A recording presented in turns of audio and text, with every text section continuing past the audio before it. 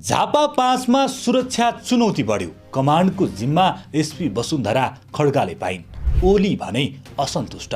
चुनाव नजिकिएसँगै सबैको ध्यान झापा 5 को चुनावी माहौलमा केन्द्रित छ। तर त्यहाँ प्रत्येक सेकेन्ड खतराको महसुस भइरहेको छ। झापा 5 मा नेकपा एमालेका अध्यक्ष एवं पूर्व प्रधानमन्त्री केपी शर्मा ओली र काठमाडौँ महानगरपालिकाका पूर्व मेयर तथा राष्ट्रिय स्वतन्त्र पार्टीका वरिष्ठ नेता बालेन शाह चुनावी मैदानमा उत्रिएपछि सुरक्षा चुनौती बढेको हो। मंगलबार मनोनयन दर्ताका क्रममा पनि बालेन र ओली पक्षबीच झडप भएको थियो। त्यसअघि झापा पुगेकै दिन ओलीले सुरक्षामाथि प्रश्न उठाएका थिए।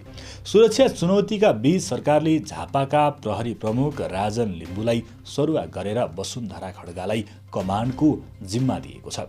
खड्गाले भोलिदेखि देशकै ठूलो सुरक्षा चुनौती मानिएको जिल्लाको कमान्ड सम्हाल्नेछिन्।